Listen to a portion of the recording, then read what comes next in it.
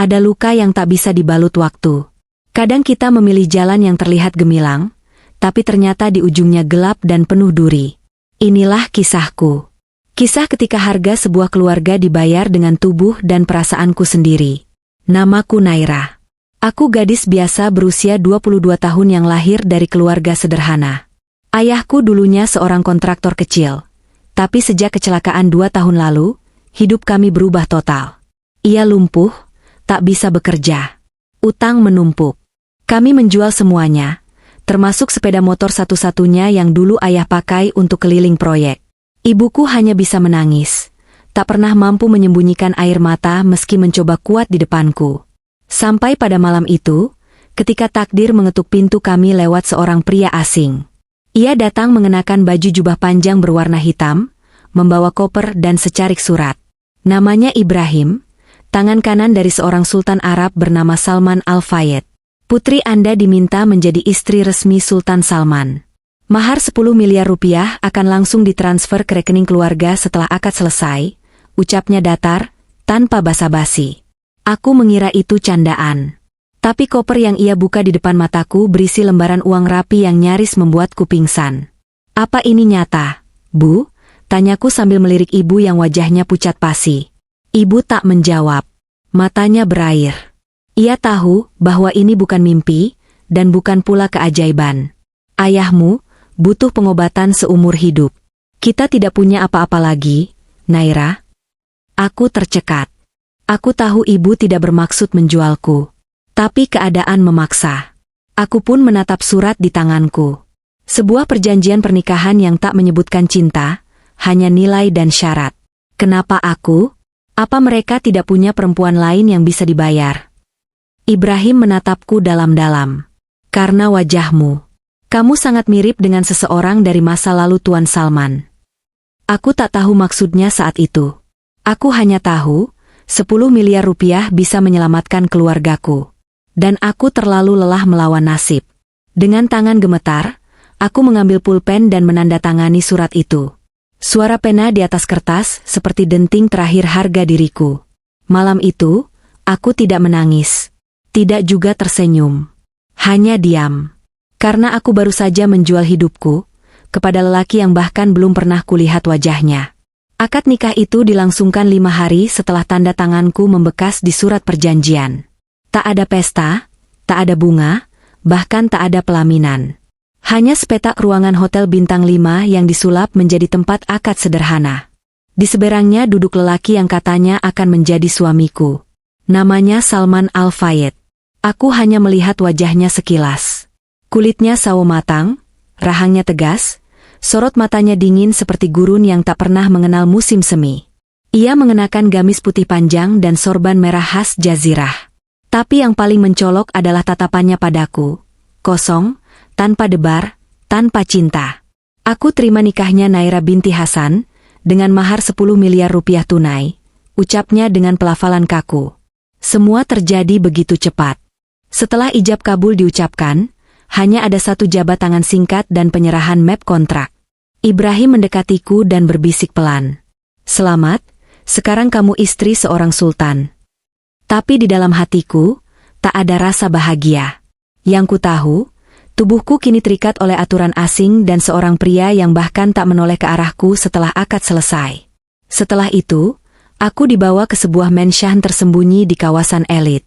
Rumah itu luas, tapi sepi. Seakan seluruh dindingnya menyimpan bisikan rahasia yang tak ingin ku dengar. Ada pelayan perempuan yang melayaniku, memanggilku, istri tuan, dan membawakan gaun-gaun mahal yang bahkan tak berani ku sentuh. Hari-hariku di sana seperti hidup dalam sangkar emas. Semua kebutuhanku disediakan. Tapi tidak ada yang bertanya bagaimana perasaanku.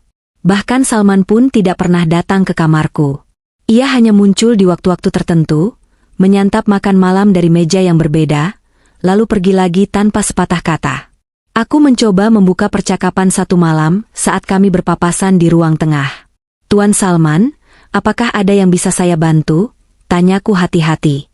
Ia hanya menoleh sebentar. Kau cukup diam. Dan taat. Hanya itu. Tak ada sapaan. Tak ada senyum. Seolah aku bukan istri, melainkan boneka porselen yang dipajang. Aku mulai bertanya-tanya, apa sebenarnya tujuannya menikahiku? Jika bukan untuk cinta, bukan pula untuk nafsu, lalu untuk apa? Malam demi malam berlalu, dan belum pernah sekalipun ia masuk ke kamarku. Sampai suatu malam, Ibrahim memanggilku ke ruang kerja. Tuan Salman sudah menetapkan malam pertamanya. 2 hari lagi. Tubuhku seketika lemas. Tapi lebih dari takut, aku bingung. Jika selama ini ia menjauhiku, lalu kenapa sekarang? Dan, apa yang sebenarnya ia inginkan dariku?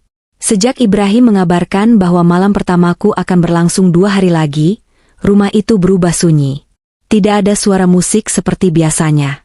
Tidak ada denting sendok dari dapur. Bahkan para pelayan seperti menjaga jarak, seolah ada sesuatu yang tak berani mereka sentuh dari diriku. Malam pertama. 2 kata itu terdengar seperti palu godam yang menghantam dadaku perlahan.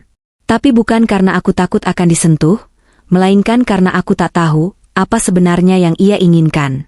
Hari berikutnya, aku dipanggil ke ruang rias di lantai 2. Seorang wanita bernama Halimah sudah menungguku di sana. Ia adalah pelayan pribadi Sultan yang katanya dulu merias mendiang istri pertamanya. "Gaun ini harus kamu pakai malam nanti," katanya pelan sambil menunjukkan sehelai kain satin berwarna merah muda pucat. Aku menatap cermin. Wajahku dirias lembut, mataku diberi semburat emas, bibirku dilapisi warna merah delima. Tapi bukan kecantikanku yang kulihat di cermin, melainkan keraguan. Keraguan pada peran yang harus kujalani malam nanti. "Kenapa semua terasa seperti pertunjukan?" bisikku lirih. Halimah diam. Ia hanya menunduk, lalu berkata, "Tuan Salman menyuruhmu menghafalkan kalimat ini sebelum masuk kamar." Aku mengerutkan kening. "Kalimat apa?" Ia mengeluarkan secari kertas kecil. Tulisan tangan Arab bercampur aksen Indonesia. "Maafkan aku karena telah membunuh harapanmu. Tapi malam ini, biarkan aku menebus semuanya. Sebagaimana engkau mengucapkannya dulu, ucapkan lagi untukku malam ini." Aku membaca ulang. Kata-kata itu asing, tapi penuh luka. Siapa yang ia maksud? Dan mengapa aku harus mengucapkan kalimat ini? "Apa maksud dari semua ini, Halimah?" tanyaku. "Kenapa ia tak pernah menyentuhku sejak akad, lalu sekarang meminta ini?" Halimah menarik napas dalam-dalam. "Karena Tuan Salman belum pernah memulai malam pertama dengan siapapun sejak kematian mendiang istri. Dan kamu, wajahmu terlalu mirip dengannya." Aku tercekat. Tiba-tiba segala hal yang semula kabur mulai terasa masuk akal. Tatapan dinginnya, sikap acuhnya, bahkan perjanjian gila dengan mahar fantastis. Aku bukan hanya seorang istri. Aku mungkin hanya bayangan dari seseorang yang tak bisa ia lupakan. Malam semakin dekat. Perutku mual, telapak tanganku dingin. Aku berdiri di depan pintu kamar utama, sambil memegang secari kertas lusuh berisi kalimat yang tak ku mengerti. Di balik pintu itu, seseorang sedang menungguku. Seseorang yang mungkin tidak mencintaiku, tapi sangat mencintai seseorang yang wajahnya hidup kembali di tubuhku. Tanganku gemetar saat gagang pintu kamar utama perlahan kubuka. Di dalamnya hanya ada cahaya lampu temaram, aroma oud khas Arab memenuhi udara. Ruangan itu luas dan sunyi, seolah waktu berhenti di dalamnya. Di ujung ruangan, Sultan Salman duduk di kursi kulit berwarna coklat gelap. Ia mengenakan jubah panjang berwarna hitam, tapi kali ini tanpa sorban. Rambutnya hitam pekat, matanya masih dingin, tapi ada sesuatu yang berbeda. Tatapannya tidak lagi kosong, ada luka di dalamnya. Ia menoleh padaku perlahan. "Masuklah." Langkahku terasa berat. Aku berjalan mendekat, gaun satin merah muda menyapu lantai marmer, suara detak jantungku lebih keras dari langkahku sendiri. Ia mengulurkan tangan, memintaku duduk di hadapannya. Tidak di tempat tidur, tapi di karpet tebal di depan perapian yang menyala kecil. "Kau sudah hafal kalimat yang kuberikan?" tanyanya tanpa menatap langsung ke arahku. Aku mengangguk pelan. "Sudah." Ia menghela napas. "Ucapkan." Aku membuka secari kertas yang sejak tadi ku genggam erat. Dengan suara lirih, kuucapkan kata demi kata. "Maafkan aku karena telah membunuh harapanmu. Tapi malam ini, biarkan aku menebus semuanya. Sebagaimana engkau mengucapkannya dulu, ucapkan lagi untukku malam ini. Begitu kalimat itu selesai meluncur dari bibirku, tubuhnya menegang. Ia menutup mata, lalu menunduk lama. Aku bisa melihat jemarinya menggenggam kuat sisi kursi. Aku pikir aku siap, ucapnya pelan. Tapi ternyata tidak. Aku menatapnya penuh tanya. Apa maksudmu? Ia mengangkat kepala. Mata itu kini basah. Untuk pertama kalinya, seorang sultan menangis di hadapanku. Kau tahu, Naira, 5 tahun lalu, aku kehilangan istri pertamaku dalam kecelakaan di Jeddah. Mobil yang kutumpangi selamat, tapi dia hancur seketika. Dan malam sebelum ia pergi, ia sempat menuliskan surat kecil berisi kalimat itu. Kalimat yang sama. Aku terdiam. Napasku tercekat. Ia bilang, jika suatu saat aku jatuh cinta lagi, ucapkan kalimat itu. Maka ia akan tahu bahwa aku sudah siap melepaskan bayangannya. Aku menggigit bibirku. Suara di dalam kepalaku berteriak, menolak semua ini. Tapi aku tidak bisa lari. Aku sudah jadi istrinya. Sudah menjual tubuh dan masa depanku untuk 10 miliar rupiah. Tapi kenapa aku? Tanyaku perlahan. Kenapa harus aku yang kau nikahi? Ia menatapku dalam. Karena wajahmu terlalu mirip. Tapi malam ini, aku menyadari, kamu bukan dia. Kamu bukan bayangan. Kamu nyata. Aku tak tahu harus bahagia atau takut. Tapi yang jelas, malam pertamaku, tak seperti yang dibayangkan perempuan manapun di dunia ini. Karena yang ia minta, bukan tubuhku, tapi jiwaku. Aku masih duduk di depan perapian, tubuhku kaku, pikiranku berkecamuk. Di hadapanku, Sultan Salman kembali menunduk. Isaknya tak nyaring, tapi tajam menusuk suasana. Api dari perapian memantulkan bayangan di dinding, seolah menghidupkan kenangan yang ia coba kubur. Tiba-tiba ia berdiri dan berjalan ke arah laci besar di sisi ruangan. Dari dalamnya, ia mengeluarkan sebuah kotak kecil berwarna emas. Tangannya bergetar saat ia menyerahkan kotak itu padaku. Buka. Aku membuka perlahan. Di dalamnya, terbaring rapi selembar foto wanita berhijab. Senyumnya lembut, matanya jernih, dan ya, wajahnya sangat mirip denganku. Ini istrimu? Tanyaku pelan. Ia mengangguk. Namanya Aisyah. Wanita paling lembut yang pernah kutemui. Dan kau, terlalu mirip dengannya. Itulah sebabnya aku membelimu. Bukan untuk tubuhmu, tapi untuk menebus kesalahan yang tak pernah sempat aku perbaiki padanya. Aku menggigit bibir. Tak ada yang bisa kukatakan. Semua terasa ganjil, tapi menyedihkan. Lalu tiba-tiba, ia mengeluarkan selembar kertas kosong dan sebuah pena yang tak biasa. Ujungnya tajam, terbuat dari logam, bukan tinta. Aku ingin kau menuliskan surat dariku, kepada Aisyah, katanya. Tapi, bukan dengan tinta. Aku menatap pena itu, lalu menatapnya penuh bingung. Apa maksudmu? Ia tak menjawab langsung. Ia duduk kembali di kursi, lalu berkata pelan, tulis suratnya dengan darahmu. Aku membeku. Apa kau serius? Ia mengangguk pelan. Darahmu adalah simbol luka. Simbol penebusan. Aku ingin kau menulis surat itu sebagai dia. Menjadi dia. Dan menghapus semua kata yang tak sempat kukatakan padanya sebelum maut datang. Aku bukan dia. Bisikku. Aku tahu, jawabnya. Tapi malam ini, aku ingin kau menyalakan kembali satu-satunya cahaya yang pernah kupunya. Seketika dadaku sesak. Antara marah, takut, dan iba. Apa yang kumasuki? Sebuah pernikahan, atau reruntuhan jiwa?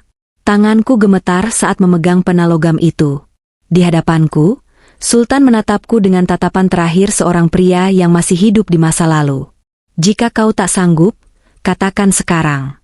Aku tak akan memaksa. Aku menutup mata. Lalu perlahan, kujulurkan jari telunjukku, menusukkan ujung pena ke sisi kulitku. Sedikit darah mengalir, dan titik merah itu menyentuh kertas. Malam pertama kami, bukan tentang gairah, tapi tentang menulis surat kematian dari cinta yang belum selesai. Setiap huruf yang kutulis terasa seperti menusuk langsung ke dada. Pena logam yang basah oleh darahku menggores pelan di atas kertas putih gading, membentuk kata demi kata yang bukan berasal dariku, tapi dari luka seorang pria yang masih mencintai bayangan masa lalunya. Salman, jika aku pergi lebih dulu, jangan simpan duka terlalu lama. Cinta yang tak disampaikan akan menjadi racun dalam jiwamu. Aku memaafkanmu untuk semua waktu yang kita lewatkan tanpa bicara. Aku tahu hatimu mencintaiku, meski lidahmu tak pernah mengucapkannya. Sekarang bebaskanlah dirimu dari kenangan tentangku. Hiduplah. Cintailah. Sekali lagi, dengan penuh. Tangisku pecah tanpa suara. Jari-jari tanganku terasa perih, darahnya mengalir perlahan dari luka kecil yang kubuat sendiri. Tapi sakit fisik itu tak ada artinya dibandingkan dengan beratnya beban batin yang harus kutanggung malam itu. Salman duduk diam menatapku. Ia tidak menangis. Tapi wajahnya hancur. Seperti seseorang yang akhirnya dihadapkan langsung pada pusara yang tak pernah ia kunjungi. Ini bukan sekadar surat, katanya pelan.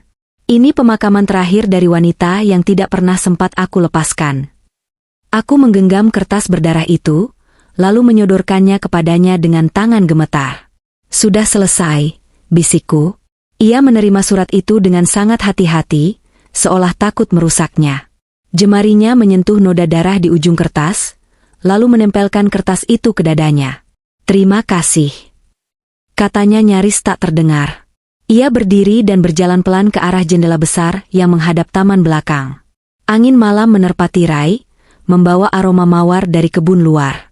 Aku hanya duduk membeku. Pikiranku kosong. Malam pertama yang seharusnya jadi titik awal, malah menjadi malam berkabung yang ditangguhkan selama 5 tahun. Tak lama kemudian, ia kembali duduk di kursi dan berkata, "Kau bebas malam ini. Aku tidak akan menyentuhmu. Bukan karena aku tidak mau, tapi karena malam ini, aku harus mengucapkan selamat tinggal pada Aisyah. Dan aku tak ingin kau jadi bayangannya." Aku menatap matanya. Di balik ketegasan itu, ada keikhlasan yang perlahan tumbuh. Aku sadar pria ini tak lagi menggenggam masa lalu, tapi mulai membuka ruang untuk menerima kenyataan. Malam itu aku tidak disentuh. Tapi aku merasa terlepas dari sesuatu. Bukan hanya dia yang perlahan bebas, aku juga. Karena sejak kutandatangani surat itu, aku tak pernah merasa menjadi diriku sendiri. Tapi kini, untuk pertama kalinya, aku tahu siapa aku di sisinya. Bukan pengganti. Tapi awal yang mungkin, belum sepenuhnya dimulai. Pagi setelah malam yang tak biasa itu, suasana di rumah besar itu berubah. Tidak lagi dingin dan sunyi seperti sebelumnya. Cahaya mentari masuk melalui celah-celah jendela besar, menyinari ruang makan yang kini dihiasi bunga segar. Para pelayan tersenyum menyambutku, dan untuk pertama kalinya, aku duduk di meja yang sama dengan Salman. Ia menyapaku lebih dulu, "Pagi, Naira." Aku membalas dengan pelan, "Pagi." Kami makan bersama dalam diam. Tapi bukan diam yang kikuk. Diam yang tenang. Seperti dua orang asing yang sedang belajar menjadi sepasang kekasih dari awal.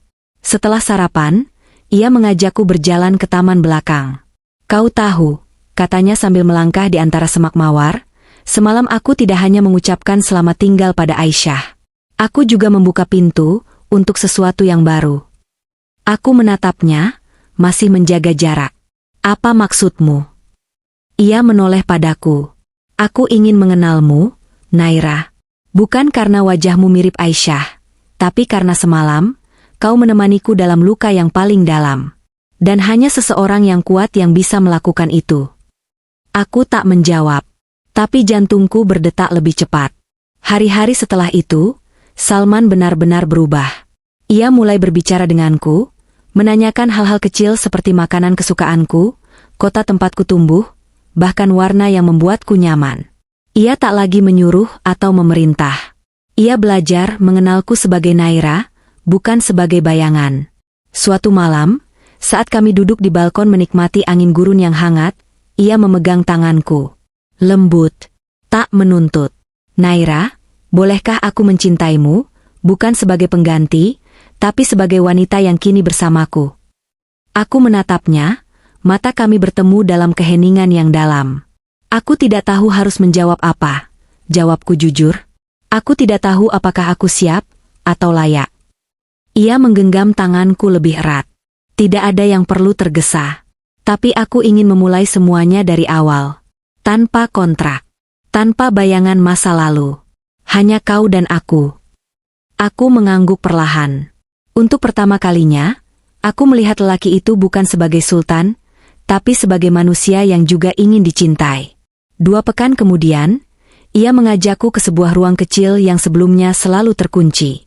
Di dalamnya, hanya ada 2 bantal, sajadah, dan sebuah Al-Quran tua. Di tempat inilah aku biasa menangis ketika Aisyah meninggal, ucapnya. Dan hari ini, aku ingin kau masuk bukan sebagai tamu, tapi sebagai pendamping. Ia meraih tanganku dan berkata pelan, Naira, maukah kau menikah denganku sekali lagi? Bukan karena kontrak, tapi karena aku mencintaimu. Tangisku pecah. Dalam diam, aku mengangguk.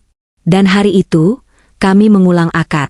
Hanya berdua, tanpa saksi dunia, tapi penuh saksi langit. Dan untuk pertama kalinya, aku merasa benar-benar menjadi istri. Bukan karena mahar 10 miliar. Tapi karena hatinya, akhirnya memilihku.